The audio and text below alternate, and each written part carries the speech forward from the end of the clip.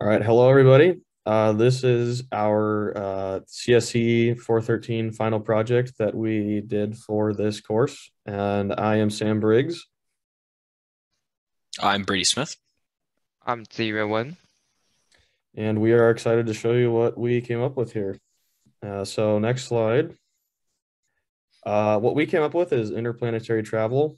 It's a pretty futuristic approach. You might be wondering, it's the interplanetary travel doesn't really seem like it's needed now. But if the human race continues to advance, it will definitely be needed in the future, especially with companies like NASA and SpaceX trying to do their best to get us out among the stars and among our solar system to become interplanetary humans. And we also thought with this interplanetary travel, there's a lot of different applications that we could put towards this database design. And so we thought it gave us quite a bit of freedom in that aspect. We could do a lot of manipulation with a database. We could design a database in many different ways. So it gave us quite a bit of creative flow. And of course, for future proofing, like I said earlier, with companies like SpaceX, NASA, trying to get us out among the stars, at some point there might need to be a database that describes how interplanetary travel works and all the inner workings of interplanetary travel. And of course, adventure. We're in America. America was built on adventure, and so I think we need to continue that adventure further and get ourselves out among the stars. And if we move on to the next slide here, I'll be talking about our goals. So basically, yeah, what kind of database system can we create that involves interplanetary travel? Next slide. So our goals, our main focus is obviously stated before, interplanetary travel within our solar system. We thought about going further than our solar system, but there's not much data about planets or space in general outside of our solar system. So we thought it would be easiest to remain within our solar system, especially for this project. And our customers would be individuals interested in becoming interplanetary travelers, pretty basic there. And we basically want to provide customers with a space route to a desired planet from Earth. So we're not going to be hopping from different planets. It'll just be a one trip from Earth to a planet somewhere in the solar system. And we also wanted to offer detailed information on those planetary destinations as well within this database. Next slide. So then as far as our design overview goes, so here is the ER diagram for our database. And so we have our planets table that has a lot of details about each planet in the solar system, just for information for customers traveling to and from. And we kind of thought that we wanted to focus more on the financial side of interplanetary travel, since dealing with all of the changing distances would make it extremely complicated in the scope of our project. So we then just have this table of set paths, which is just the distances between the planets at a fixed time that we chose. And we have a price table that is actually a constraint database to determine the price at any given distance. So that would actually work if the distances were changing. But since we couldn't easily implement the different distances, we decided to leave that price table for a future improvement onto our database to make the paths changing distances. Then we have this payment table to link the passengers to the paths and the price. And that table is just going to have the passengers and then how many passengers are on each payment so that you could pay for multiple passengers at once. Then, of course, you have the passengers table that has information about each passenger and just for record keeping and such. And then as far as our data sources go, we pulled some data from a NASA website and some different interesting websites. We actually had this one website that's quite interesting that you see pictured below that shows the distance between planets at any given time. So it would have been really nice if we could have used their database into ours to let our database have changing distances. We weren't able to figure out exactly how they did it. So we just used a fixed time in their database for our data. Then I'll pass over to Weng for the implementation. Well, for the implementation part, we collect information on various planets in the solar system from the official website we just showed on previous slides and import them into the MLPQ file. And we finally create 5 tables. The first 4 tables are relational database, and the last table is constraint database. The planets table stores the information of each planet in the solar system, such as the name, mass, structure, and so on. And due to the limitation of MLPQ, we cannot store too large numbers. So we write in the unit of data in each attribute in the table. For example, in the first line, you can see that the mass E24 kg equal to 0.33 means the Mercury's mass is 0.33 times 10 to the 24th power of kilograms. And in the passengers table, SSN is the prime key, which means our system allows duplicate names.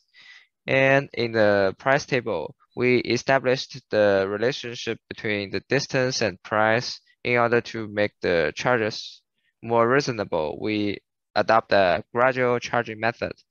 That is, the further the distance traveled, the lower the price per unit distance. Next slide, please. And in addition, this is the passenger table and payment table. The 2 tables are in magnitude-1 relationship, which means that if the passengers travel as a family, then the tickets for their family can be paid with 1 card. Next slide, please. Yeah, so I'll be talking about a few of our functions that we did here. And so question is pretty much how can we manipulate any data in this database? And so pretty obvious one here is which planet has the largest mass. I'm pretty sure I hope everybody watching this would know that Jupiter has the largest mass.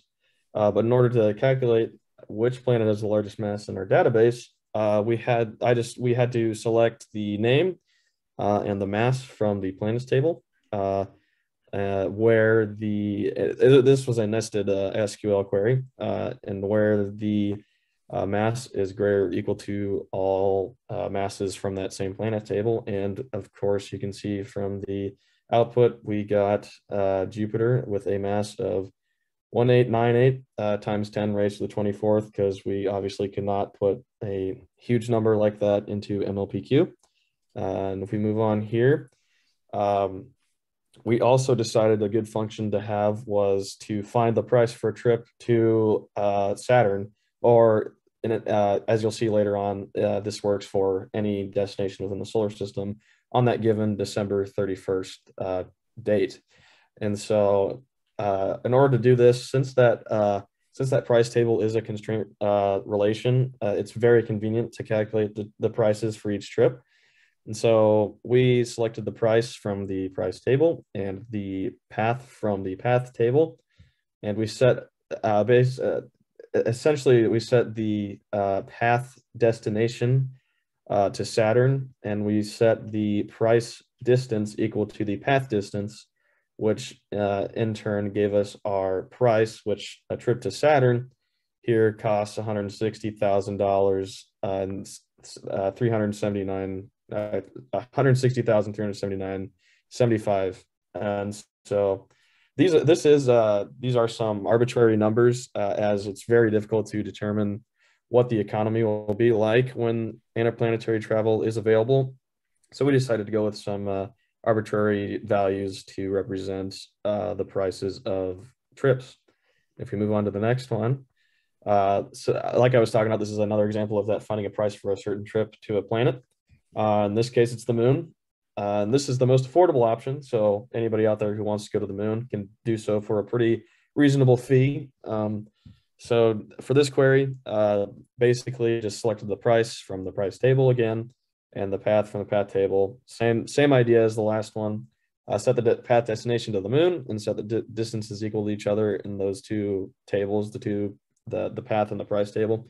And in this case, you get a price of about 10,076. So you could essentially go to the moon for half a semester of college instead of going to college. So that's a pretty reasonable thing, I believe. And if we move on to the next one, this is finding what passengers are tied to a certain payment. So in our database, as Weng was talking about, we implemented a system where a payment can have multiple passengers tied to it. So for example, like a family.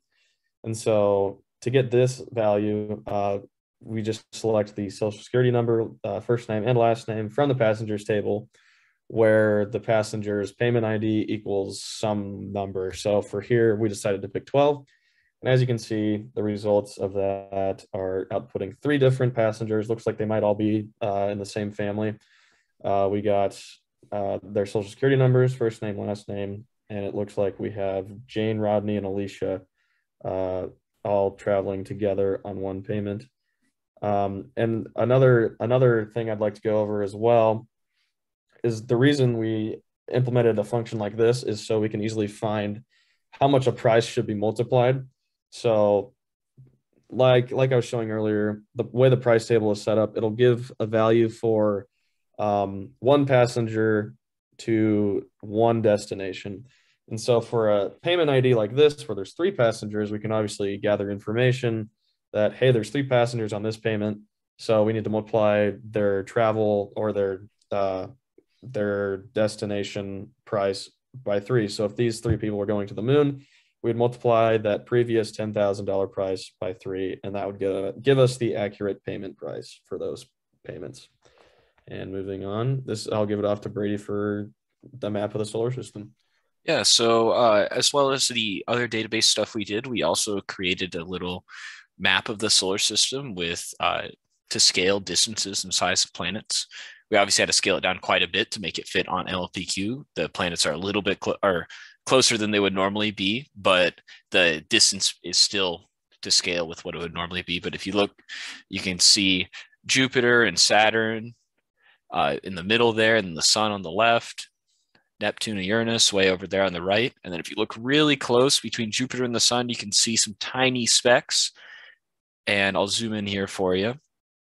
And that's Earth, Venus, Mercury, and Mars. You can see all those. And if you look really close to the Earth, you can kind of see the moon. And there's still the sun on the left-hand side, just to give an idea of how zoomed in we are there. So just kind of gives perspective on how big the solar system really is and how expensive it would be to travel from one planet to another. I mean, we think the Earth is pretty large on its own, but it's really like not even close to the biggest planet in our solar system. And as far as conclusions for our project go, we know that commercial space travel isn't really realistic currently, but we hope and think that it will be in the future. And our database would just be a small part of what would be needed to actually run a space travel business and have the database for that business. This would just be like some price side and a little bit of a few other things.